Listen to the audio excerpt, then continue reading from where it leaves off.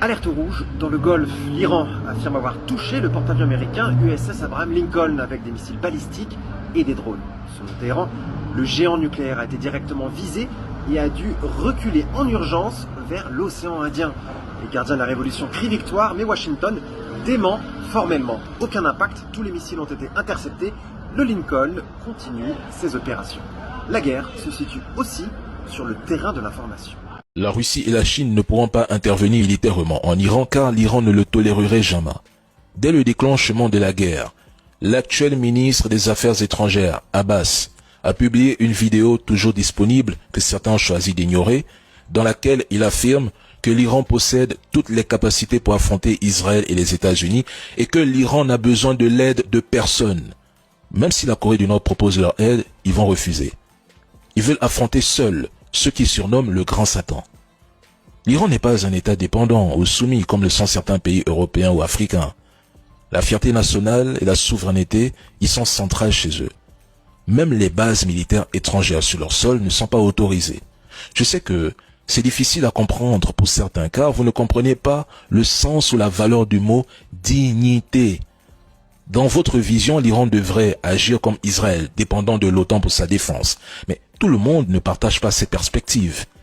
L'Iran tient à démontrer au monde qu'il peut défendre sa nation et son régime sans être perçu comme un satellite chinois, pakistanais, russe ou dépendant d'autres puissances. Toute intervention russe, chinoise, nord-coréenne serait considérée par l'Iran comme une atteinte à son contrôle et à son honneur. Il se considère comme un empire des Perses et chez eux, la résistance et le sacrifice sont au cœur de la culture politique. Accepter une aide massive risquerait d'affaiblir ce récit et la légitimité du gouvernement auprès de sa population. Les dirigeants iraniens invoquent souvent l'héritage perse, Cyrus, l'empire achéménide, etc., pour justifier le refus de capituler ou de se soumettre. Le programme nucléaire lui-même est présenté comme un symbole de modernité et de grandeur nationale, pas comme une simple arme. Si vous ne comprenez pas l'histoire de l'Iran, vos analyses ne seront que des réactions émotives. Quant à Maduro, avant qu'on ne vienne le sauver, que faisait son armée et ses proches corrompus? Rien. La Chine et la Russie ne sont les sauveurs de personne. La véritable guerre se jouera dans l'Indo-Pacifique, entre la Chine et les États-Unis. Et ce jour-là, priez pour qu'elle ne devienne pas nucléaire. On dit souvent qu'on sait comment commence une guerre, mais on ne sait pas comment elle finit.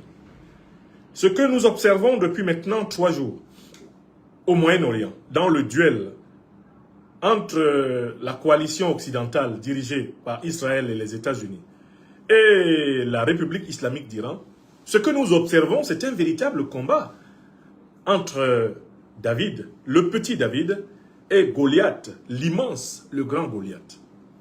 Dans la métaphore biblique, eh bien, David, qui défendait le peuple d'Israël à cette époque-là, eh bien, s'engage à affronter un géant philistin, qui s'appelait Goliath. Goliath est armé d'un javelot, il est armé d'un bouclier, il a pratiquement 3 mètres de taille, il doit faire pratiquement 200 kilos de muscles sans graisse. Le géant Goliath se dresse devant le petit David, qui lui, vêtu de peau de berger, a simplement dans les mains un petit lance-pierre. Lorsque la scène du combat entre le héros, eh bien, du peuple israélien antique, David, et le héros des Philistins, le géant Goliath, quand cette scène se met en place, tout le monde sait, tout le monde pense, tout le monde est convaincu, comme dans un match entre le Real de Madrid et le Football Club de Badalabougou, tout le monde croit, tout le monde sait que c'est très clair, eh bien, tout naturellement, David va se prendre une pâtée, David va se faire écraser. On voit vraiment cela comme l'organisation d'un combat de boxe entre un poids lourd du style Mike Tyson au sommet de sa forme et un combattant de poids plume. Si vous-même vous prenez le meilleur des combattants de poids plume et puis vous l'envoyez boxer contre un combattant de poids lourd, vous avez organisé un homicide. Donc, sur la ligne de départ, lorsque les États-Unis, avec leur immense armada et leur patron, parce que Israël, c'est le patron des États-Unis. Hein? Leur petit patron Israël. Parce que, paradoxalement, la relation israélo-américaine est une relation perverse. c'est le petit qui commande le grand. Parce qu'en fait, c'est le lobby juif américain qui contrôle la politique américaine. C'est le lobby israélo-américain là qui contrôle la politique américaine. Il s'ensuit que le petit État d'Israël que vous voyez là, il est le patron des États-Unis. C'est une alliance dans laquelle, en réalité, le mari, ce n'est pas celui qu'on croit. Le mari n'est pas celui qu'on croit dans cette alliance-là, entre ces deux-là. Il y a le top et puis il y a le bottom dans cette alliance perverse. Et celui qui est au-dessus, eh bien, c'est en réalité Israël. C'est Netanyahou qui donne des ordres à Trump. J'ai donné une conférence il y a quelques heures pour vous expliquer la complexité de la relation entre Bibi Netanyahou, alias Satanyahou, et Donald Trump. En réalité, Donald Trump est tenu à travers le dossier Epstein, et ce sont les espions du Mossad israélien qui ont les dossiers chauds, qui ont le macabo de Donald Trump. Voilà pourquoi, grâce à ce dossier Epstein, eh bien, Bibi Netanyahou tient Trump. Israël tient Trump. Et c'est Israël qui a amené Trump à la guerre. Littéralement, comme on amène un bouc récalcitrant pour l'égorger. Trump ne voulait pas faire cette guerre. Il ne l'aurait pas faite s'il n'était pas, en réalité, otage d'Israël, s'il n'était pas pris dans le chantage d'Israël, Israël qui détient sur Trump des dossiers brûlants, notamment comme ceux de l'affaire Epstein. Bon. En tout cas, sur la ligne de départ, il y a 2 jours, la coalition israélo-américaine, qui plus est soutenue par tous les autres pays de l'OTAN, à l'exception peut-être de la Turquie, à l'exception peut-être de l'Espagne, qui ont marqué leur réticence. La Turquie est membre de l'OTAN, mais elle a marqué beaucoup de réticence. Elle a exhorté les États-Unis et Israël à ne pas attaquer l'Iran. De la même façon, l'Espagne a refusé que les États-Unis utilisent son territoire pour attaquer l'Iran, même pour combattre contre les Palestiniens. Ce sont des choses qu'il faut souligner. Le Premier ministre espagnol et le président turc Recep Tayyip Erdogan, qui sont pourtant à la tête eh bien, de pays membres de l'OTAN, ont refusé que leur territoire serve de manière explicite de point de départ pour attaquer les Palestiniens ou pour attaquer eh bien, les Iraniens. Mais qu'est-ce que je veux dire? Sur la ligne de départ, tout le monde était presque sûr que en une journée, voire en 2, pas plus, les États-Unis allaient écraser l'Iran. Qui plus est avec le soutien d'Israël, Israël dont l'armée est présentée comme invincible, selon une certaine propagande qui date de la période de la guerre du Yom Kippour en 1973 contre plusieurs pays arabes, eh bien, a priori, le match était plié. Les États-Unis et Israël étaient dans la position du Real et l'Iran était dans la position de Football Club de chez moi à Badalabougou. Ok, d'accord. Très bien. Sauf que quand le match a commencé, on s'est rendu compte que, en fait, la coalition américano-israélienne, et c'est une coalition qui est un géant au pied d'argile, c'est un véritable Goliath. Elle a beau être musclée, elle a beau être géante, elle a beau être puissante et même paraître très puissante, elle est très faible. Et quels sont ses points faibles, cette coalition? Là, cette guerre entre l'Iran et le couple israélo-américain nous permet de bien voir les failles de la puissance occidentale en général et américaine en particulier. Quelles sont les failles? Première faille, on découvre que les Américains ont un retard en technologie militaire. Ça, froulaï. On découvre que les Iraniens, par exemple dans le domaine des missiles balistiques, que les Iraniens ont une technologie plus développée que la technologie israélienne, que la technologie américaine. Par exemple, les Iraniens ont des missiles qui, une fois qu'ils arrivent dans la zone où ils doivent frapper, multiplient leur tête, de telle façon que les batteries antimissiles ont l'embarras du choix. Le missile part, il est il voyage sur 1000 km. Quand il arrive à l'endroit où se trouvent ses cibles, le missile se diffracte en une vingtaine, une quinzaine, parfois même une cinquantaine de petits missiles qui s'éparpillent dans l'espace. Or, le fameux dôme de fer, le système antimissile américain, il est fait pour frapper un missile à la fois dans une zone relativement limitée. Donc, ce système se retrouve débordé, pris au dépourvu Parce que quand les missiles iraniens arrivent, on croit qu'il y en a un, mais au moment où il arrive vers sa cible présumée, il se démultiplie en une vingtaine, une trentaine, une cinquantaine de missiles. Il s'éparpille dans plusieurs directions et la défense antimissile est obligée de choisir seulement un ou deux de ces nombreux missiles qui pleuvent. Tous les autres passent. Donc, lorsque par exemple, un missile iranien arrive et qu'il se démultiplie en 20, en 30, en 40 petits missiles, la barrière antimissile américaine ou israélienne parvient seulement à éliminer 2 ou 3 de ces missiles. Il y en a 37 qui passent, il y en a 47 qui passent, il y en a 17 qui passent. Ce qui produit des dévastations énormes. Des dévastations énormes. Comparées à celles que les Iraniens subissent de la part des Israéliens et des Américains. Premier point, le retard technologique américain, le retard technologique israélien, cela remet complètement en cause l'illusion dans laquelle on était, que l'Amérique était encore vraiment la toute première puissance militaire et technologique du monde.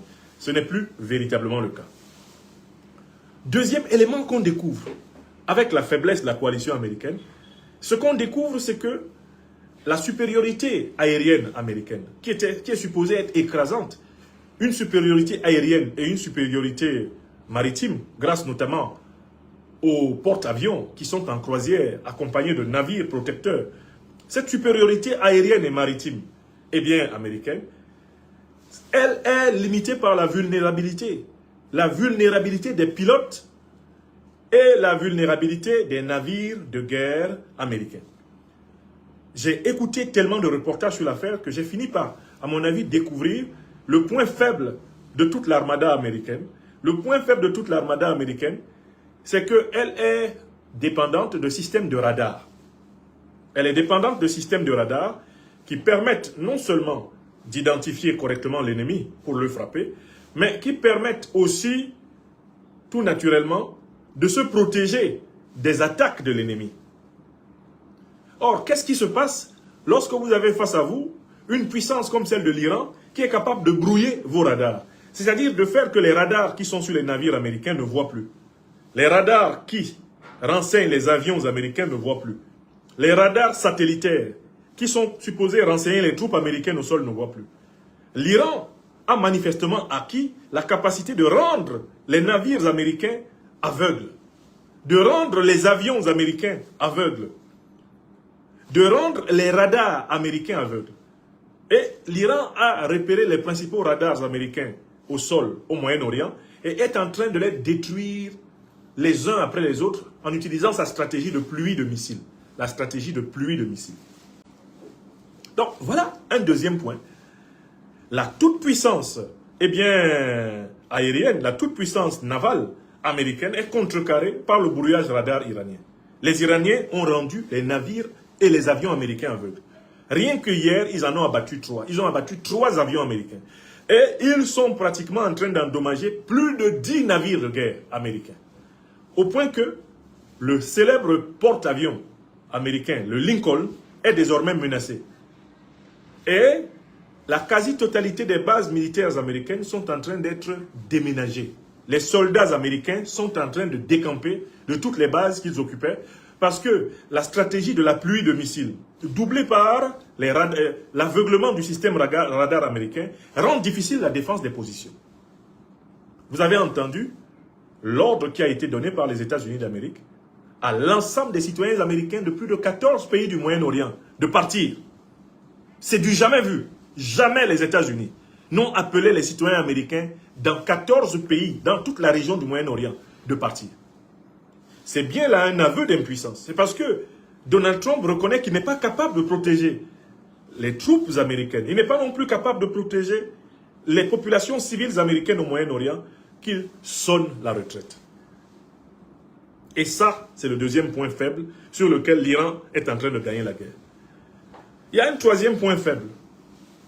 Il y a un troisième point faible de la coalition américano-israélienne. C'est que c'est une coalition qui est incapable de descendre au sol. C'est-à-dire d'envoyer des fantassins sur le sol iranien.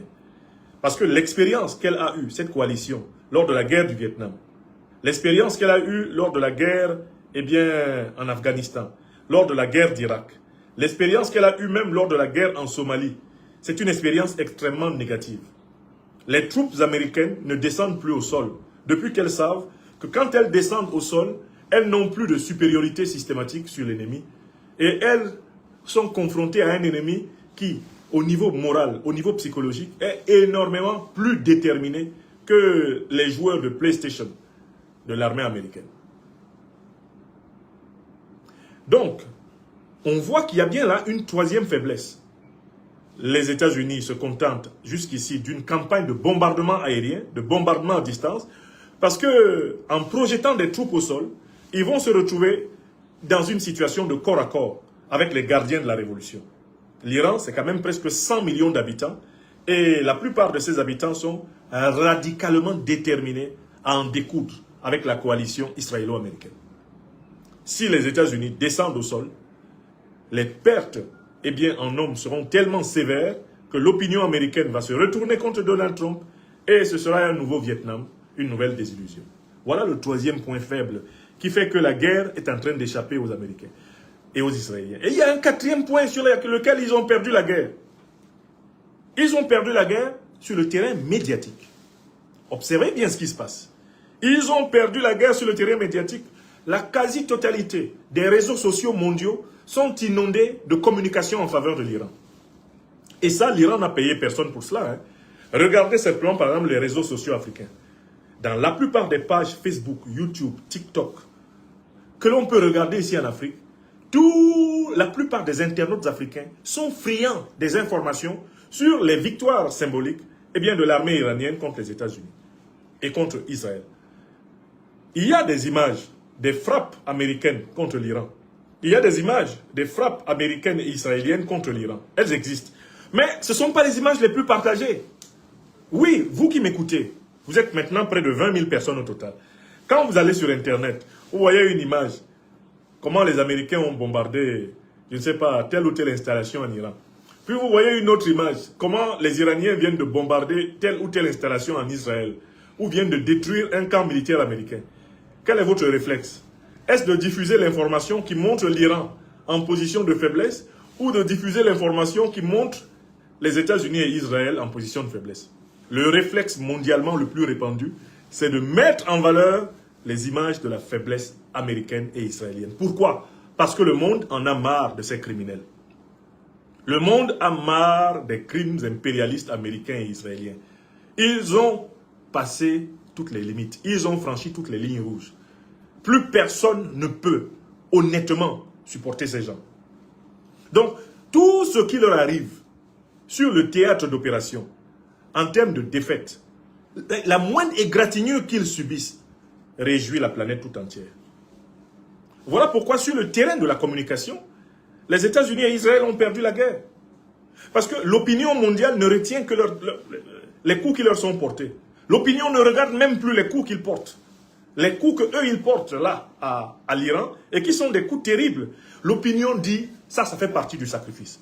Mais ce qui intéresse l'opinion, c'est les coups que l'Iran, les coups extraordinaires que l'Iran porte aux États-Unis et à Israël. Et ces coups, aucune puissance au Moyen-Orient, aucune puissance au Moyen-Orient, aucune puissance même au monde, n'avait réussi à frapper de manière aussi systématique et générale les États-Unis et tous leurs vassaux du Moyen-Orient. Jamais cela n'était arrivé. Jamais cela n'était arrivé. Donc, défaite médiatique américano-israélienne. Voilà. Voilà ce qui fait donc que la guerre leur échappe. Enfin, il y a un cinquième domaine dans lequel la guerre leur échappe. Israël et les États-Unis ont perdu le soutien même de toutes les institutions internationales dans lesquelles ils ont encore le droit de veto. L'ONU, même l'ONU a été contrainte de se déclarer contre Israël et les États-Unis. La Cour internationale de justice, la Cour pénale internationale qui recherche Benjamin Netanyahou ne peut plus soutenir Israël. Donc sur le plan diplomatique, les États-Unis et Israël sont désormais les parias des relations internationales. D'ailleurs, Donald Trump a dit que pour lui, le droit international n'existe plus. Et par là, il est rejeté de toute humanité civilisée. Tout être humain qui vous dit qu'il ne faut pas qu'il y ait du droit international, eh bien, c'est un barbare, c'est un sauvage. il n'est pas digne de vivre dans l'humanité. Car le droit international, c'est le minimum requis. Même quand ce droit est injuste, même quand ce droit est imparfait, il est nécessaire qu'il y ait du droit international pour que nous, les êtres humains, nous ne vivions pas comme des bêtes sauvages. Sans le moindre droit international, l'espèce humaine retourne complètement dans ce que Thomas Hobbes a appelé l'état de nature. Où homo homini lupus, l'homme est un loup pour l'homme. Donc, les États-Unis et Israël sont devenus les parias des relations internationales. L'ancien Premier ministre français Dominique de Villepin soulignait que les États-Unis et Israël vont regretter d'avoir piétiné, d'avoir bousillé et bafoué le droit international. Car désormais, le monde entier considérera qu'on peut leur porter tous les coups, que tous les coups sont permis contre eux. Ils ont ouvert la boîte de Pandore. Ils ont ouvert un immense boomerang contre eux. Plus personne ne peut les couvrir. Vous voyez même la peine dans laquelle se trouvent les alliés européens traditionnels des États-Unis. Bien souvent, quand les États-Unis agressent un pays innocent, les puissances occidentales, en général, les Européens se rangent mécaniquement derrière les États-Unis. Mais là, c'est un soutien mou. C'est un soutien mou. Parce que comment soutenir Trump, qui, il y a à peine un mois, voulait arracher le Groenland? Les Européens se souviennent que ce type-là s'est levé un matin, il a dit qu'il veut prendre le Groenland. C'est le même type qui est en train d'attaquer l'Iran. Comment peuvent-ils espérer, les Américains et les Israéliens, avoir un soutien véritable des Occidentaux, alors même qu'ils ont menacé les Occidentaux de les exproprier de leur territoire, alors même que l'Occident est en réalité une colonie militaire américaine. L'Occident est militairement occupé par l'armée américaine. Vous pensez que tout cela va sans ressentiment? Vous pensez que les Allemands qui naissent, qui grandissent, qui vivent là, ils sont contents de voir leur pays toujours sous occupation militaire américaine, 70 ans après la Deuxième Guerre mondiale? Vous pensez que ça les amuse? Ça ne les amuse pas du tout. Il y a un ressentiment anti-américain. Il y a un ressentiment anti-otanien très important dans le monde occidental. Et vous avez vu comment l'Occident a été instrumentalisé. Il a été sacrifié dans le projet de déstabilisation de la Russie à travers l'Ukraine. Vous avez vu comment les pays occidentaux ont sacrifié leurs économies pour le voyou, le bandit, l'escroc, le petit néo-nazi de Zelensky. Vous avez bien vu. Donc l'Europe a tellement été humiliée par les États-Unis. Elle a été tellement piétinée par les États-Unis, sans oublier toutes les moqueries personnelles que Trump a infligées aux principaux dirigeants européens, à commencer par, le très incompétent Macron. Donc il n'y a même pas cette solidarité diplomatique mécanique, ce grégarisme traditionnel des Européens derrière les Américains, ils ne l'ont plus. Enfin, je viens à la 6e raison pour laquelle la guerre leur échappe. L'opinion américaine est majoritairement contre la guerre. L'opinion américaine est majoritairement contre la guerre et l'opinion israélienne est majoritairement contre la guerre. Dans leurs propres opinions politiques, américaines et israéliennes, Donald Trump et Bibi Netanyahou sont minoritaires. Voilà pourquoi leur défaite au Moyen-Orient va se retourner en un règlement de compte en politique intérieure contre eux. Donald Trump va être destitué, il va perdre les élections des midterms qui arrivent, il va être destitué, il va être arrêté et conduit en prison aux États-Unis. C'est ce qui va arriver incontestablement au grand criminel génocidaire Benjamin Netanyahou, recherché par la Cour pénale internationale. Dès qu'il va perdre le pouvoir en Israël, il va être, s'il est vivant, arrêté, menotté, mené en prison et peut-être même traîné à la CPI. Parce que dès lors que son allié principal va s'effondrer aux États-Unis, lui, il va s'effondrer en Israël. Et il y a plusieurs Israéliens qui ont le macabo de Netanyahou, alias Satanyahou, qui attendent seulement que la défaite militaire d'Israël face à l'Iran soit confirmée pour lui régler son compte. Voilà les choses que je voulais vous dire sur ce second sujet. Merci de continuer autant que vous le pouvez à partager cette émission. Le système politique iranien est très original parce qu'il combine le principe théocratique avec le principe démocratique. Il combine le principe théocratique avec le principe démocratique parce que c'est un régime à 3 niveaux. Le niveau le plus bas, ce sont les assemblées populaires, intégrant les guides de toutes les corporations. Le niveau intermédiaire, c'est le niveau du gouvernement qui est issu d'élections parlementaires. Le Premier ministre le président de la République iranienne est issu d'un processus électoral. Et le niveau spirituel est incarné par la personne du guide de la révolution, qui lui-même préside un conseil des sages de la révolution. Donc c'est un régime qui est constitué de 3 couches. La couche la plus élevée, c'est le guide suprême de la révolution, qui s'inspire de l'interprétation chiite de la révélation coranique. Il s'appelle aujourd'hui Ali Khamenei, et le premier grand guide suprême spirituel de cette révolution s'appelait l'ayatollah Ruhollah Khomeini. Deuxième niveau, le pouvoir du gouvernement, dirigé par le président de la République. Là, c'est Mahmoud Pezeskian. Il est élu par le peuple iranien. Et le troisième niveau, les assemblées populaires qui sont élues par le peuple iranien. Donc, c'est un régime qui combine le principe de la théocratie, c'est-à-dire l'inspiration de l'islam chiite, et le principe de la démocratie, c'est-à-dire l'émanation de la volonté du peuple. Voilà l'équilibre dont est fait ce régime. C'est ce régime qui a conduit les Iraniens à avoir 11 200 $ par personne par an. Je vous mets au défi d'aller regarder le produit intérieur brut dans tous les pays africains. En moyenne, le produit intérieur brut en Afrique est de 2500 $ par an par habitant. L'Iran, c'est 11 200 $ par habitant. C'est ce régime qui a placé le pays à la 28e position mondiale dans le cadre du produit intérieur brut. C'est ce régime qui a donné à ce pays un indice de développement humain qui est l'un des plus élevés de la planète.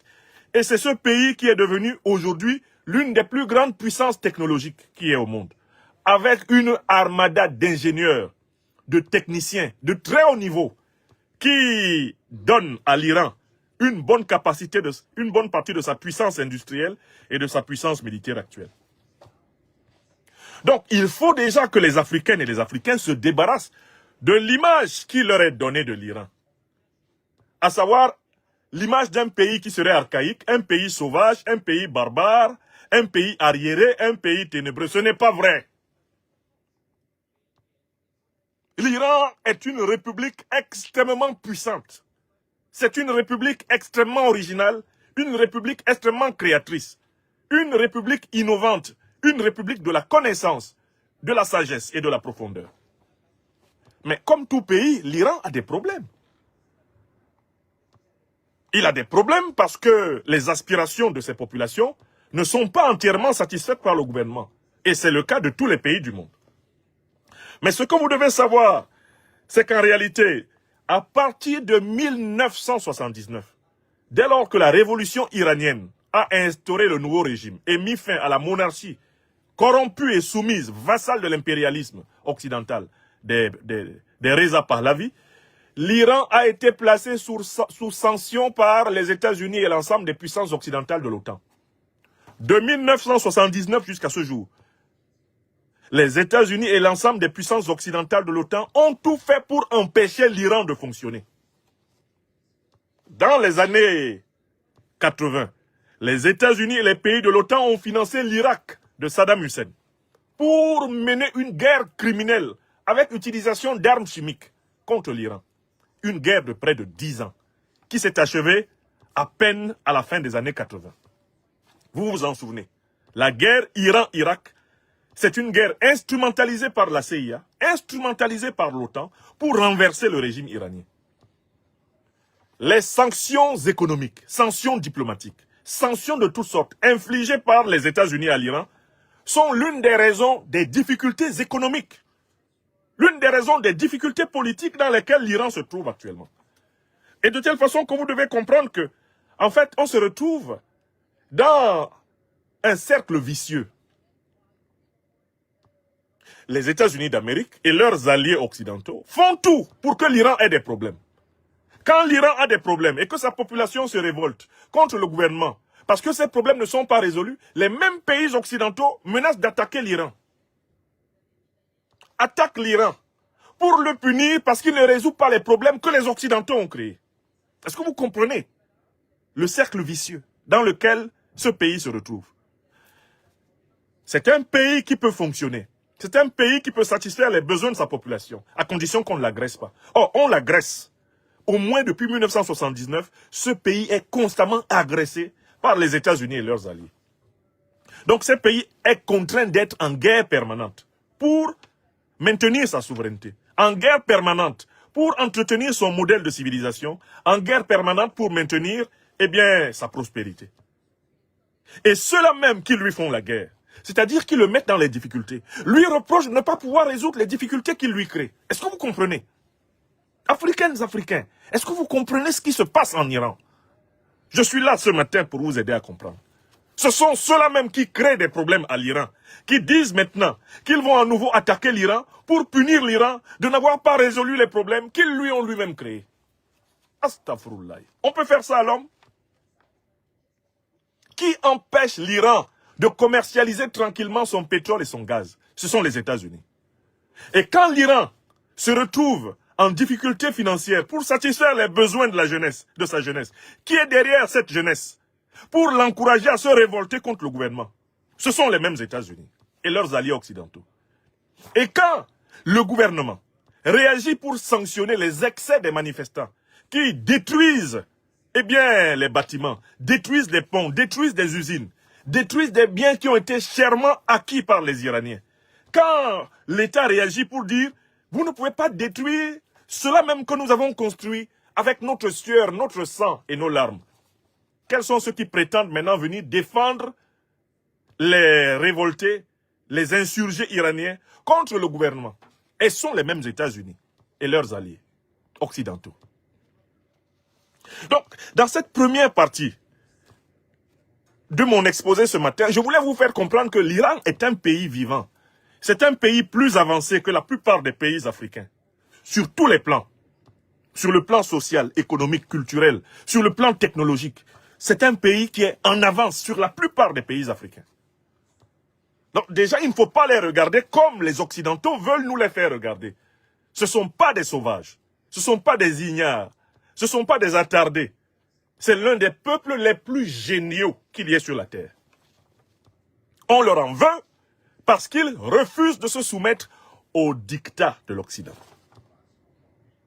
Et les problèmes qu'ils ont sont en très grande partie des problèmes qui ont été créés par les sanctions internationales occidentales, qui empêchent le pays de fonctionner optimalement et de redistribuer le fruit de sa richesse à ses membres. Parce que si l'Iran n'était pas contraint de faire la guerre, pour survivre depuis 1979, je suis sûr que le produit intérieur brut iranien ne serait pas simplement de 11 200 $ par an par habitant, il serait facilement de 100 000 $ par an et par habitant. Si on avait foutu la paix à l'Iran. Et ce sont ceux qui emmerdent l'Iran, qui l'empêchent justement de fonctionner de façon optimale pour son propre peuple, qui viennent maintenant à nouveau dire « Nous allons attaquer l'Iran parce que l'Iran n'a pas été capable de résoudre les problèmes que nous lui avons créés. » Je viens, je te coupe le courant chez toi. Et ensuite, je reviens te punir parce que tu n'as pas d'électricité. Voilà ce que fait l'Occident. Il vient, il t'inocule une maladie incurable. Et comme tu souffres de cette maladie incurable, il décide de te punir parce que tu n'es pas capable de te guérir. Voilà ce que fait l'Occident. L'Occident te crée des problèmes. Et quand il te crée des problèmes et que tu as du mal à trouver des solutions, il te punit parce que tu ne trouves pas des solutions aux problèmes qu'il t'a créés. Voilà ce que fait l'Occident. Les mêmes qui sont à l'origine de la déstabilisation de l'Iran veulent punir l'Iran parce que l'Iran combat la déstabilisation. Est-ce que vous comprenez? On peut donc passer à la deuxième partie.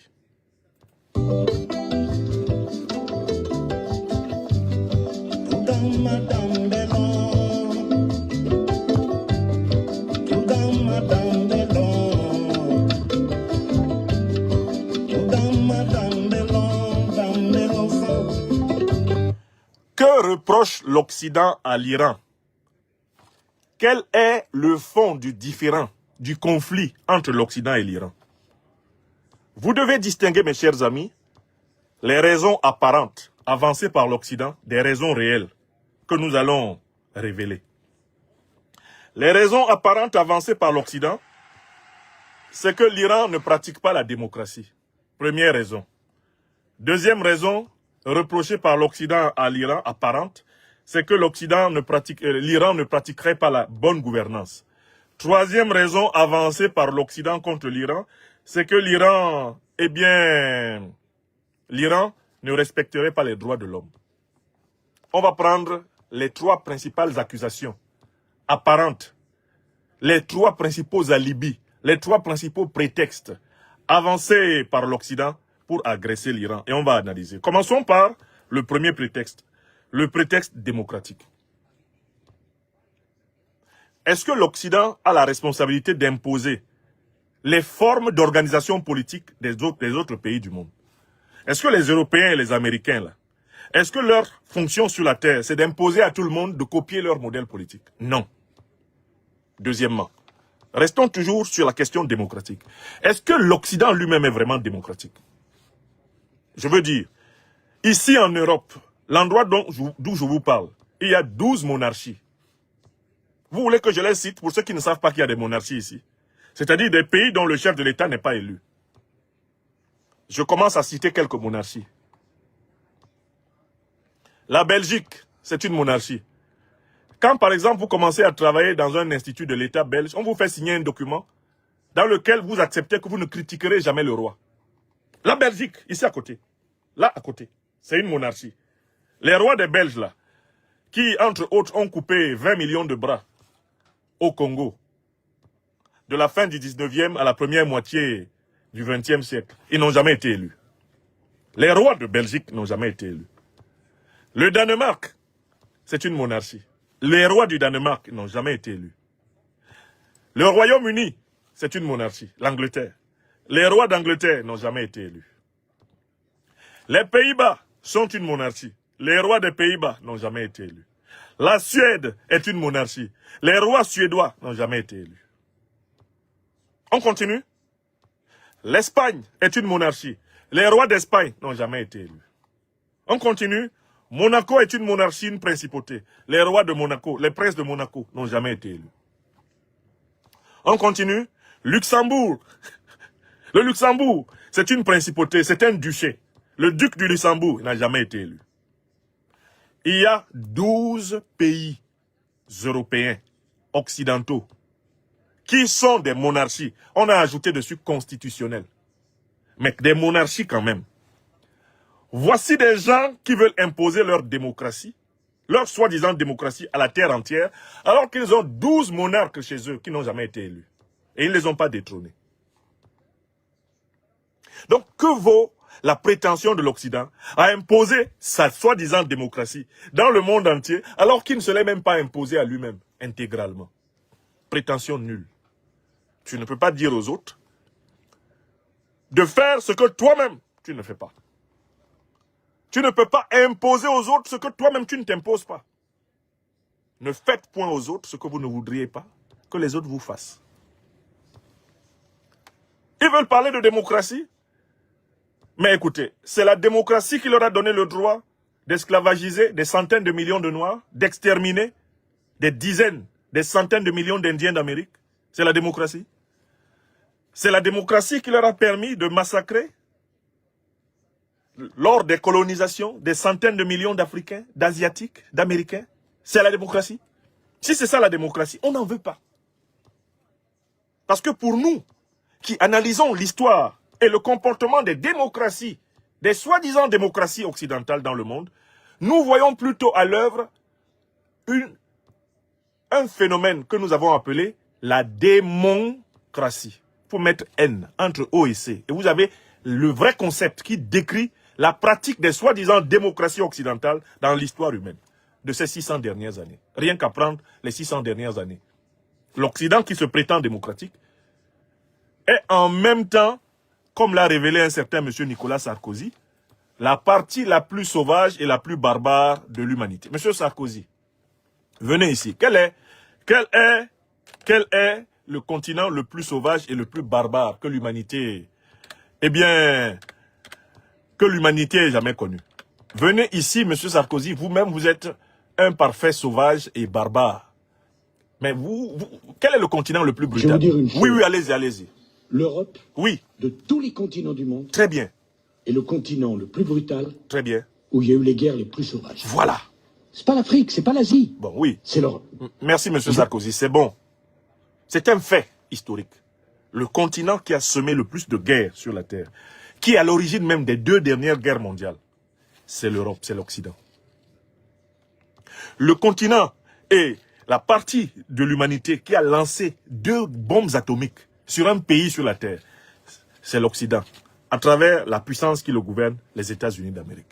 Hiroshima et Nagasaki. D'accord? La partie du monde qui a le plus saigné l'humanité, c'est l'Occident. C'est un fait scientifique. Le dire, ce n'est pas appeler à la haine, c'est appeler à la prise de conscience. La barbarie politique sur cette terre est d'abord le fait de l'Occident politique. Donc, la démocratie occidentale est un thème, est un motif, est un prétexte qui ne convainc plus personne de sérieux. Personne ne prend au sérieux leur prétention à instaurer la démocratie chez les autres. On sait que ce n'est qu'un alibi. Prenons le second alibi pour lequel ils attaquent l'Iran. Ils veulent attaquer l'Iran parce que pour eux, l'Iran ne pratiquerait pas la bonne gouvernance. Mais la question est la suivante. Mais si l'Iran ne gouverne pas bien, c'est le problème de qui? Est-ce que c'est le problème des Américains? Est-ce que c'est le problème des Anglais? Est-ce que c'est le problème des Européens? Je suis dans mon pays, avec mon peuple, je le gouverne mal. Ton problème dedans, c'est quoi? C'est ton pays? C'est ton territoire? Donald Trump est assis chez lui. Il dit que lui, il a toutes les cartes sur table. Est-ce que l'Iran appartient à Trump? Trump est un descendant d'Allemands. Son grand-père est un Allemand pauvre qui a émigré en Amérique pour se refaire une vie. Et il a refondé sa famille. Bon, Monsieur Trump, de quel droit en tant que président des États-Unis d'Amérique, vous avez quelque chose à dire sur la manière dont l'Iran est gouverné? Vous êtes iranien? Est-ce que vous êtes ressortissant d'Iran? Est-ce que les 1 648 195 km² de l'Iran là appartiennent aux États-Unis d'Amérique? Qu'est-ce que Donald Trump a à foutre dedans? Si Trump prétend qu'il a son mot à dire et qu'il doit trancher sur la bonne gouvernance en Iran, mais il s'ensuit que tout le monde doit trancher sur la bonne gouvernance aux États-Unis. Toutes les autres puissances devraient entrer aux États-Unis pour punir le gouvernement fédéral américain pour les Noirs américains qui sont tués par la police chaque année. On devrait entrer là-bas pour voir comment la fameuse ICE est en train de maltraiter les immigrants latino-américains, africains, etc. On devrait entrer là-bas pour les punir pour toutes les bavures qu'ils commettent contre leur propre population. Par exemple, les millions d'Américains qui sont abandonnés à la dépendance à la drogue. Les millions de sans-abri qu'il y a à travers les États-Unis. Il faudrait alors que les autres puissances du monde bombardent les États-Unis pour les obliger à bien traiter leurs populations les plus vulnérables. Est-ce que vous voyez l'absurdité d'un tel raisonnement? Comment le monde peut-il s'habituer à ce que les Occidentaux prétendent qu'ils ont leur mot à dire dans les affaires de tout le monde, mais que tout le monde n'a rien à dire dans leurs affaires? Je recommence. Comment le monde a-t-il pu s'habituer à cette idée que les Occidentaux ont quelque chose à dire dans les affaires, et même à faire dans les affaires de tout le monde, mais que tout le reste du monde n'a rien à faire dans les affaires de l'Occident? Comment a-t-on pu s'habituer avec une telle idée? Moi, je suis incapable de m'habituer avec une telle idée. Moi, je ne peux pas vivre normalement avec une telle idée. Le problème sur la Terre, c'est qu'il y a beaucoup de gens qui trouvent ça normal. Ils ont normalisé l'absence de normalité. Ils ont normalisé l'anormal. Ils ont écarté la norme et ils ont normalisé l'écart, comme le disait le professeur Hubert Monondiana du Cameroun. Ces impérialistes occidentaux ont normalisé l'écart et ont écarté la norme. On ne se mêle pas de vos affaires. Vous choisissez Macron comme vous voulez, Starmer comme vous voulez, Merz comme vous voulez. Les Iraniens ne s'en mêlent pas. Vous choisissez Donald Trump comme vous voulez. Les Iraniens ne s'en mêlent pas. Mais vous voulez vous mêler de la gouvernance de l'Iran. Allez même jusqu'à, comme Macron, dire que tel pays doit être gouverné par tel. Macron s'est levé, il a dit, Miguel Urrutia doit gouverner le Venezuela parce que je trouve qu'il est meilleur. Mais monsieur Macron, est-ce que les Vénézuéliens choisissent le président français? C'est très grave. Donc la bonne gouvernance est une affaire entre les gouvernants et leur peuple.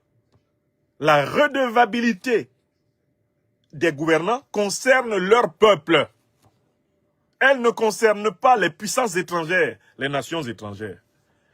Enfin, ils viennent sur la question des droits humains. Ils disent que la République islamique d'Iran ne respecte pas les droits humains. Ok, d'accord. Je suis prêt à reconnaître que, incontestablement, il y a des violations des droits qui sont proclamés par la charte de l'ONU. Il y en a. Mais dans quel pays il n'y en a pas de violation des droits humains? Tous les Africains qui ont été massacrés par la France, depuis la période de la traite négrière, jusqu'à ce 21e siècle, il y a eu procès où pour condamner les massacreurs?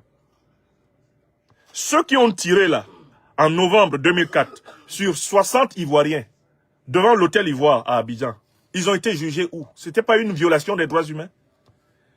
Les troupes françaises qui ont tiré, par exemple, sur le chemin, quand elles se retiraient de plusieurs pays sahéliens, qui ont tiré sur les foules, est-ce qu'on a jugé ces militaires qui ont tiré sur les foules? Les nombreux massacres américains dans le monde, massacres en Irak, massacres au Vietnam, massacres en Serbie, massacres en Libye, massacres en Somalie, les massacres américains en Amérique latine ont été jugés où? Pour que l'Amérique puisse enseigner les droits de l'homme. Nelson Mandela l'a rappelé un jour, en plein New York, à un journaliste américain qui osait lui faire la morale, en lui disant, est-ce que vous savez que la puissance qui a commis les crimes les plus atroces, les plus innommables, c'est la puissance américaine? Est-ce que vous savez que vous êtes le modèle parfait de l'impunité totale, le modèle parfait de l'ignominie en matière de droits humains? Est-ce que vous savez cela? Vous avez exterminé les Indiens d'Amérique. Vous avez exterminé et esclavagisé des millions, des dizaines de millions de Noirs. Ça ne vous a pas suffi. Vous avez exporté des centaines de guerres à travers le monde, tuant des centaines de millions d'innocents. Cela ne vous suffit pas. Vous voulez quand même encore vous arroger le rôle de professeur en droits humains? S'il y a un continent qui ne peut pas se mêler d'enseigner les droits de l'homme, c'est le continent européen. Car il est l'auteur des violations les plus flagrantes, les plus barbares de ces droits. Qui plus est, quand on regarde l'histoire longue de l'humanité, quelle est la civilisation qui a proclamé les droits humains avant toutes les autres? C'est la civilisation négro-africaine. Allez lire les 42 lois de la Mahat, qui datent de plus de 6000 ans. Allez lire la charte de Kouroukan-Fougan en 1236. Et revenez nous voir avec votre déclaration des droits de l'homme français, pas de la femme d'ailleurs, et du citoyen qui date de 1789, ou la déclaration universelle des droits de l'homme qui date de 1948. Arrêtez de vous foutre du monde. La thématique des droits humains, s'il y a un continent qui a anticipé sur tous les autres pour les affirmer, c'est le continent africain. Vous n'avez rien à nous apprendre en matière de droits humains. Nous étions hommes avant vous. Avant que vous ne fûtes, oh, occidentaux, nous étions. Nous sommes vos ancêtres. Nous sommes vos aînés. L'Afrique a un droit d'aînés sur tous les peuples de la terre. Première civilisation. Berceau de l'humanité. Vous ne pouvez pas venir nous apprendre ce que c'est qu'être humain, alors même que l'humanité vous a été transmise par nous. Oui. Les Africains sont les aborigènes de la terre. Le mot aborigène vient du latin ab originis, c'est-à-dire les premiers habitants. J'espère que vous savez que les Africains noirs sont les premières populations de tous les continents. Et que vous-même, avec la couleur de peau blanche que vous avez, vous êtes des descendants d'anciens nègres qui ont connu la mutation de la perte de la mélanine dans des conditions climatiques de non-exposition permanente au soleil. Vous devriez tous vous tourner partout dans le monde vers l'Afrique en signe d'adoration, de vénération et de reconnaissance. Car c'est l'Afrique qui a été le lieu où l'humain a été créé par Dieu. Le jardin d'Éden, c'est chez nous, en Afrique. C'est pas un hasard si le continent qui a la plus grande concentration de ressources naturelles faramineuses et extraordinaires, c'est l'Afrique. Elle a été pensée ainsi par le génie absolu, le génie cosmique, le tout-puissant. Et vous osez nous apprendre les droits humains? C'est-à-dire que c'est un peu comme si celui qui doit t'enseigner les droits humains devient ton élève. Aujourd'hui même encore, quelle est la civilisation la plus hospitalière? Quelle est la civilisation la plus généreuse? Quelle est la civilisation la plus solidaire connue sur la terre? Si ce n'est pas la civilisation négro-africaine. Quels sont ceux qui, avec presque rien du tout, sont capables de survivre parce qu'ils se soutiennent? Sur quel continent la solidarité a été, pendant très longtemps, la seule sécurité sociale pour des millions, des centaines de millions, voire des milliards d'individus? L'Afrique. L'Afrique. Beaucoup d'entre nous ne seraient pas vivants s'ils n'étaient pas africains. Si nous étions nés dans d'autres continents, par exemple le continent européen, la plupart d'entre nous ne serions pas vivants. Parce que nous serions nés dans un continent où les liens sociaux sont tellement distordus que nous aurions été abandonnés très tôt à la malmort, comme on les voit. Les gens que vous voyez à Paris, là, couchés sous les ponts, vous pensez qu'ils n'ont pas de famille? On voit des Occidentaux abandonnés aux États-Unis, alors qu'ils ont des frères et des sœurs.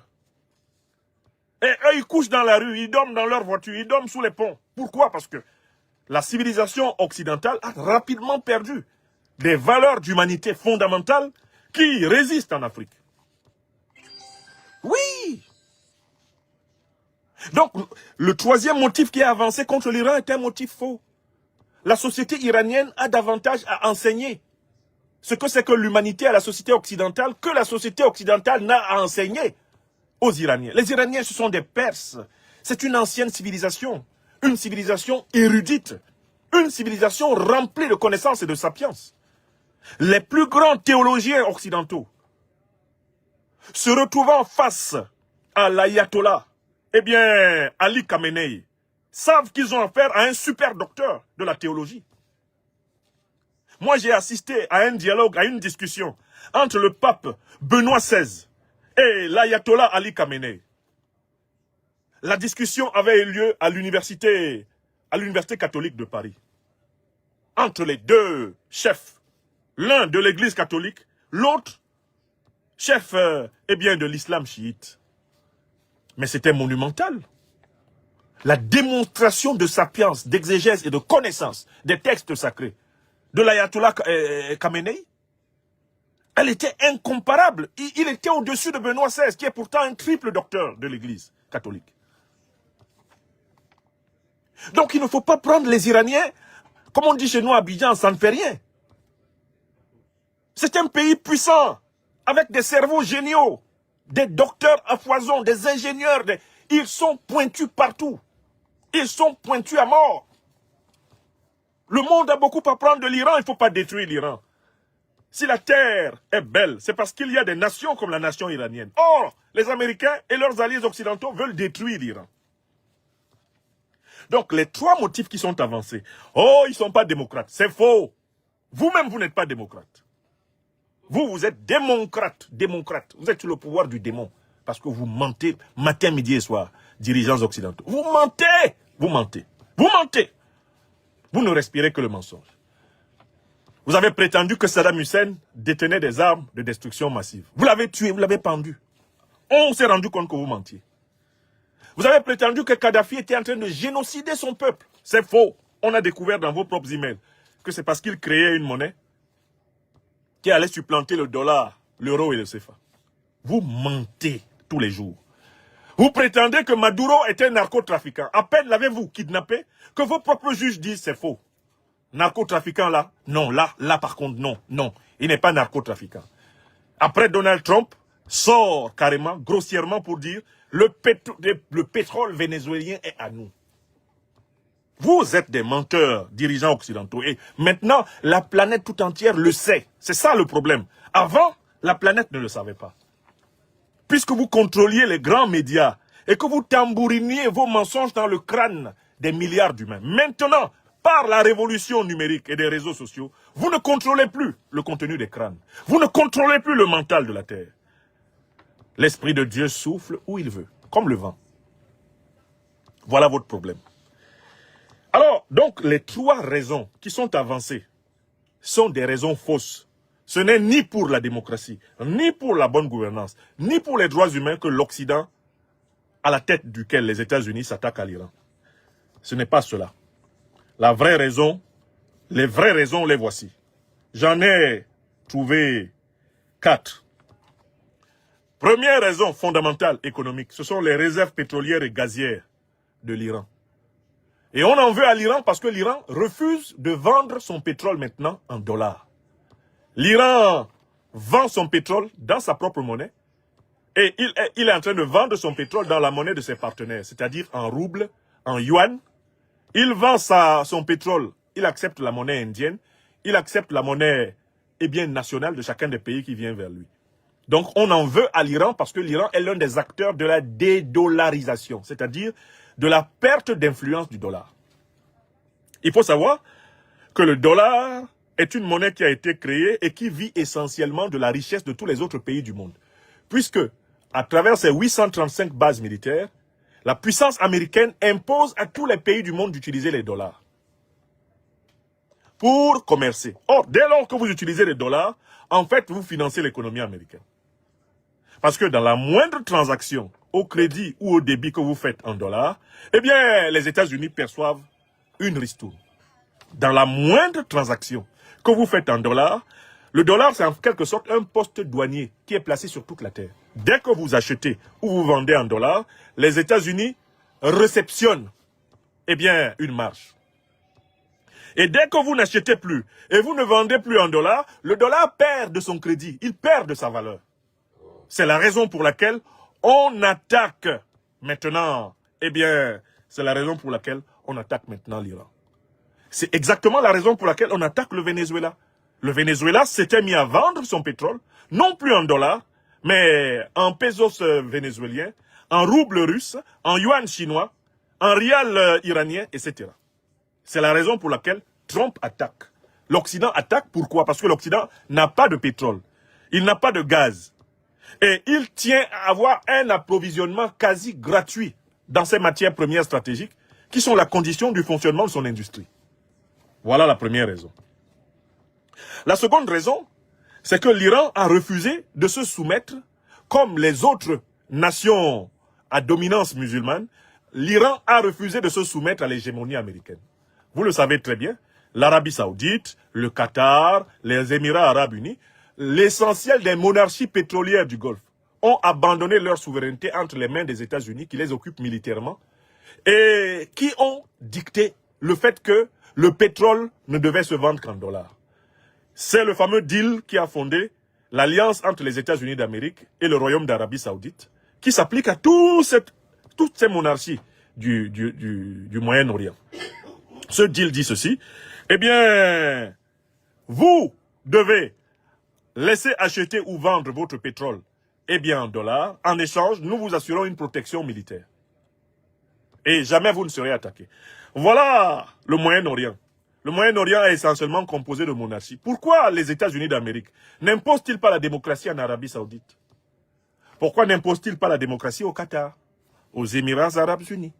Pourquoi est-ce qu'ils n'imposent pas la démocratie au Bahreïn? Parce que tous ces pays leur sont soumis. Et qu'ils vendent leur pétrole en dollars et font les 4 volontés des États-Unis qui les occupent militairement. Vous comprenez? Donc en fait, ce sont des pays qui sont là pour créditer le dollar. Ce sont des pays qui globalement, vendent leur richesse pour renforcer la richesse américaine. Est-ce que vous comprenez? L'Iran a refusé d'entrer là-dedans. De telle façon que les États-Unis d'Amérique et l'Occident dominent en réalité l'islam sunnite. D'ailleurs, c'est grâce à cette domination sur l'islam sunnite qu'ils ont été capables de créer des organisations terroristes issues de cet islam sunnite notamment, comme Al-Qaïda et l'État islamique. Ce sont des groupes de mercenaires de coloration sunnite qui sont sous le contrôle de l'OTAN et des États-Unis et qui ont été créés dans ces conditions-là. L'Iran, quant à lui, pratique une branche de l'islam qui descend du gendre du prophète de l'islam qui s'appelait Ali. Et cette branche de l'islam, qui est née donc d'une rupture avec une partie de l'islam sunnite, s'appelle le chiisme, du mot arabe shi'a, qui veut dire ceux qui se sont séparés.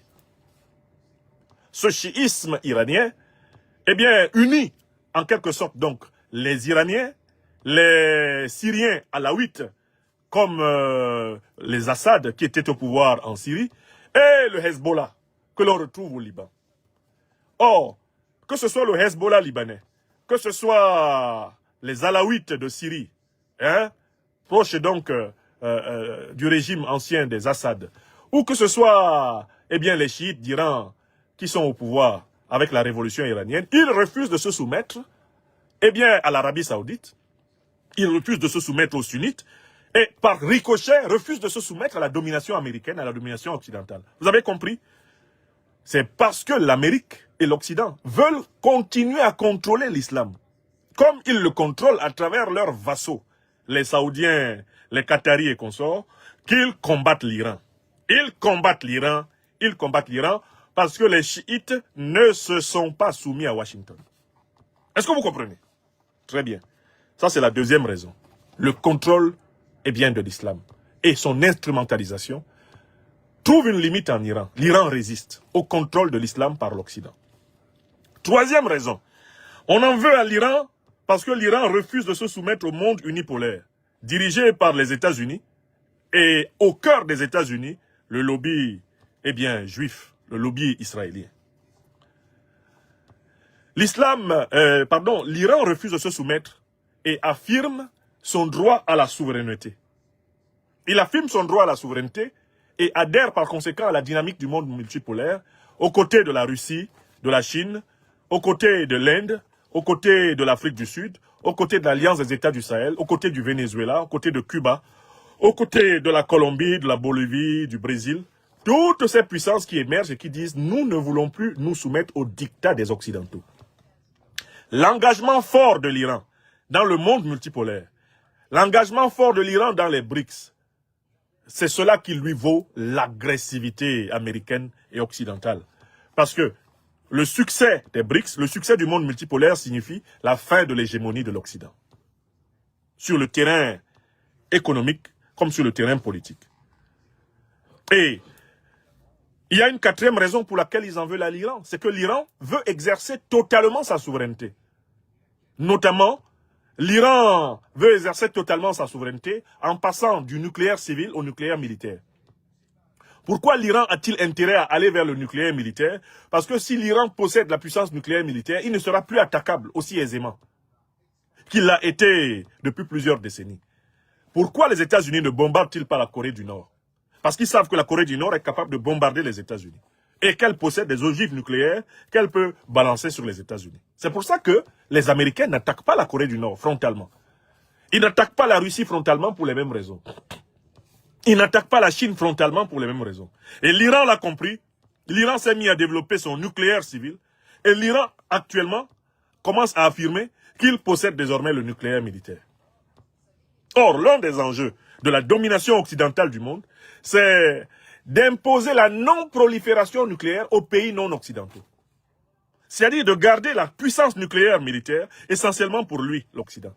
Et d'empêcher les autres pays du monde, africains, latino-américains, les pays asiatiques, d'accéder à la puissance nucléaire. L'une des conditions de la domination du dollar, c'est de ne pas permettre à des puissances du Sud global d'avoir le feu nucléaire. Or, l'Iran possède le feu nucléaire. Et l'épisode de la guerre de 12 jours entre l'Iran et Israël a été l'occasion de voir que l'Iran était capable, militairement, d'écraser Israël. Sans l'assistance des États-Unis d'Amérique, l'Iran aurait complètement défait militairement Israël lors de la guerre qui les a opposés il y a quelques mois. L'un des enjeux et l'une des raisons pour lesquelles Trump hésite à attaquer frontalement l'Iran, c'est qu'il sait que des effets collatéraux sur son allié israélien ne manqueraient pas d'avoir lieu. Et Donald Trump risque par là d'ouvrir la boîte de Pandore, c'est-à-dire de faire s'effondrer le principal pion de l'Occident au Moyen-Orient, à savoir Israël. Vous comprenez? Et enfin, j'ai trouvé une cinquième raison pour laquelle ils en veulent aux Iraniens. Les Iraniens sont une société traditionnelle enracinée, alors que l'Occident politique est composé de sociétés déracinées, qui sont entrées dans un globalisme transhumaniste et pervers. Les sociétés occidentales ont perdu leurs racines. Ce sont des sociétés où on ne connaît plus la différence entre l'homme et la femme. Ce sont des sociétés où on ne sait même plus ce que c'est qu'une famille. Ce sont des sociétés où les individus n'ont même plus d'identité sexuelle, ils n'ont même plus d'identité de genre. Ce sont des sociétés dépersonnalisées. Ce sont des sociétés qui ont chaviré. sociétés sans repère, des sociétés perdues. Je lisais, et je vous en parlerai plus tard, le dernier livre de l'ancien chef d'état-major des armées françaises, le général Pierre de Villiers, qui appelle la France à reprendre la main sur ses armes. Et le général Pierre de Villiers dit que l'une des raisons de la faiblesse et du déclin et de l'effondrement de la France, c'est la perte des valeurs de civilisation traditionnelle, la perte des repères. L'Occident, comme la France en particulier, sont des espaces dans lesquels les enfants grandissent bourrés dans leur crâne par des idées confuses, qui leur sont enseignées par des adultes eux-mêmes qui ne savent plus qui ils sont. Oui! Et on en veut à l'Iran parce que l'Iran n'est pas entré dans la vulgate. La vulgate dépersonnalisatrice, la vulgate de la perversion, la vulgate de la confusion, la vulgate de la dilution de la famille traditionnelle humaine, que l'Occident veut présenter comme une évolution, que l'Occident veut présenter comme vraiment l'accomplissement suprême de l'humanité. Alors même que, au même moment, on voit que la démographie occidentale s'effondre à cause de ça. On voit que les jeunes couples ont du mal à fonder des familles et à faire des enfants à cause précisément de toute cette indécision qui règne sur ce que c'est qu'être un homme, ce que c'est qu'être une femme, ce que c'est qu'être une famille. On voit très bien cela, mais on continue la tête baissée. L'Iran refuse de se soumettre à cette domination de la perversion. On en veut à l'Iran parce que c'est un pôle de résistance contre la destruction de la famille humaine traditionnelle. Est-ce que vous comprenez?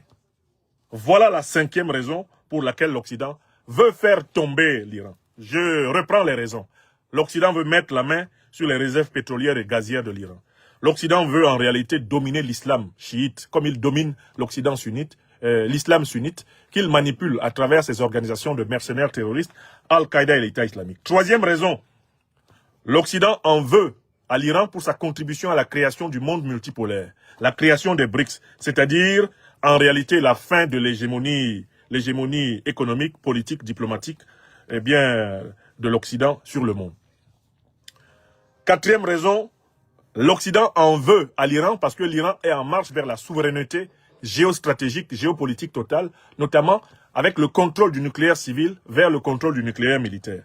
Il ne faut pas que l'Iran en arrive là parce qu'on ne pourra plus le piller, on ne pourra plus le bombarder, on ne pourra plus le terroriser.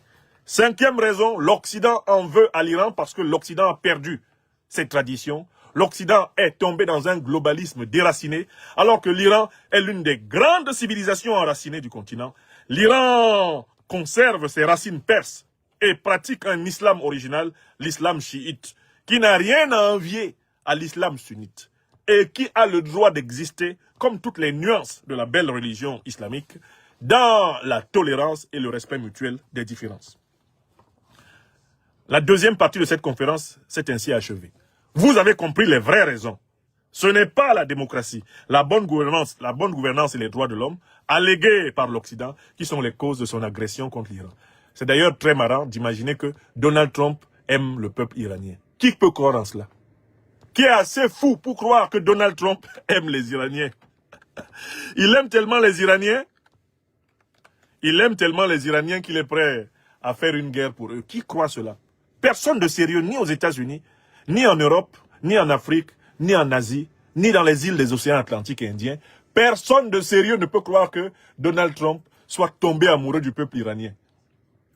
C'est aussi marrant de dire cela que de croire que Donald Trump s'est mis à bombarder la région de Sokoto au Nigeria parce qu'il est amoureux du peuple chrétien du Nigeria.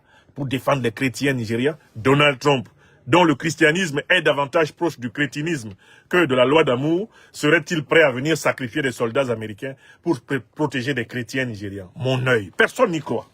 Le même qui nous a dit que l'Afrique était un shithole country. Hein? Le même qui a mis en place une politique d'immigration pour chasser le maximum d'étrangers non blancs du sol américain. Il peut dire à qui qu'il l'aime. Sont bien naïfs les Iraniens qui se donnent la mort en espérant que Donald Trump puisse les magnifier, qu'il les glorifie et qu'il les récompense. Bien naïfs, bien nuls sont-ils, qui espèrent la protection de leur ennemi principal. Celui même qui sabote l'Iran. C'est celui-là qui prétend protéger les victimes de son sabotage. Venons-en à la troisième partie de notre conférence, et c'est la conclusion, les leçons pour l'Afrique. Qu'est-ce qu'on en tire? Qu'est-ce qu'on tire de tout ceci? C'est très important, toujours, de faire un retour sur nous-mêmes.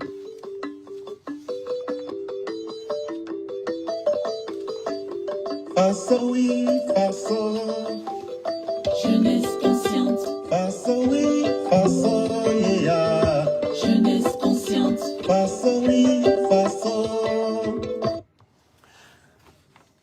Troisième et dernière partie de cette conférence du 13 janvier 2026. Quelles sont les leçons que nous, Africains, devons tirer de ce que nous savons, de ce qui se passe réellement en Iran? Quelles sont les leçons que nous devons en tirer? Premièrement, moi j'ai dégagé 4 leçons qu'on peut en tirer. Peut-être que vous en trouverez d'autres, mais pour moi il y a 4 leçons essentielles de ce qui se passe entre l'Occident politique et l'Iran. Première leçon, nous Africains ne devons plus jamais tomber sous le charme de la diabolisation occidentale de qui que ce soit sur la terre. C'est ce que je peux appeler une leçon médiatico-psychologique. Plus jamais les Africains ne doivent tomber sous le charme des campagnes de diabolisation initiées par les grandes puissances impérialistes occidentales. Parce que nous en avons été victimes plusieurs fois. Nous sommes passés par des erreurs d'appréciation. Parce que pendant longtemps, nous étions drogués par les médias occidentaux qui monopolisaient la circulation de l'information et ainsi pouvaient s'adonner sans difficulté à la désinformation. Souvenez-vous de comment on nous a fait détester Ceausescu avant de le tuer. Souvenez-vous de comment on nous a fait détester Kadhafi avant de le tuer.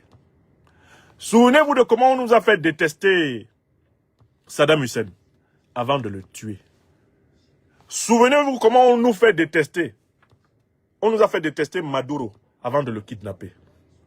Souvenez-vous de comment on nous a fait détester Yasser Arafat tout au long de sa vie. Souvenez-vous de comment on nous a fait détester Kadhafi. Comment on nous a fait détester Sankara. Comment on a tout fait pour nous faire détester Nelson Mandela. Comment on a tout fait pour nous faire détester les Ruben Umnyobe, les Boganda, avant de les éliminer.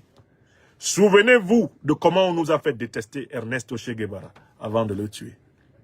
Amilcar Cabral avant de le tuer.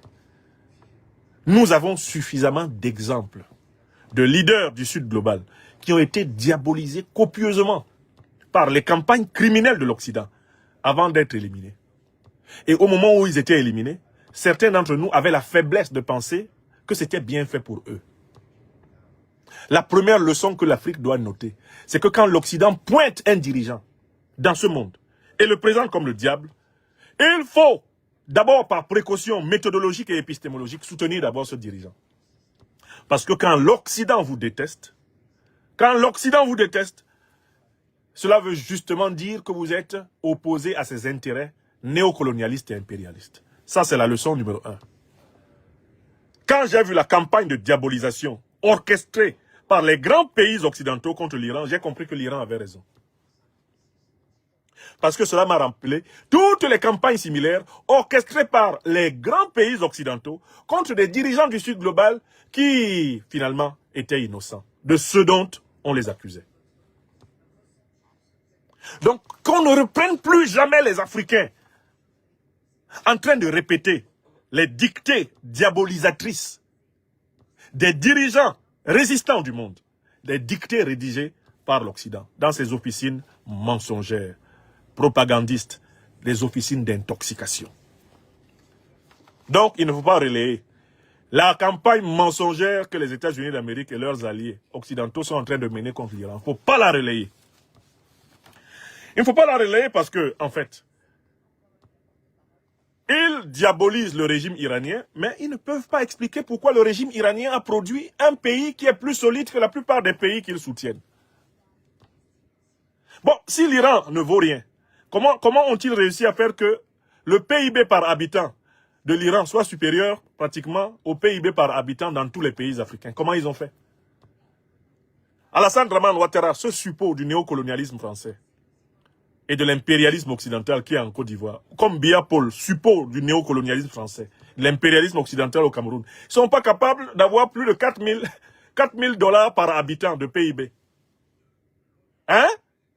L'Iran est à 11 200 $. Si l'Iran ne valait rien, comment vos meilleurs élèves, vos élèves préférés en Afrique ne sont même pas capables de faire la moitié de ce que fait l'Iran? Hein? Et il faut résister à ça. Deuxième leçon pour l'Afrique. Nous devons apprendre à juger de la popularité d'un leader politique et des leaders politiques du monde entier, non pas du point de vue des puissances extérieures, mais du point de vue du degré de mobilisation intérieure du peuple par rapport au régime. Or là, si vous comparez les images que l'Occident nous montre de la mobilisation contre le régime iranien aux images réelles de la mobilisation du peuple iranien pour le régime iranien, vous vous rendrez compte scientifiquement que la mobilisation des Iraniens pour soutenir le régime est supérieure à la mobilisation des Iraniens pour renverser le régime, pour combattre le régime. Hier, seulement dans Téhéran, c'est plus de 3 millions d'Iraniens qui sont sortis pour marquer leur soutien à leur régime.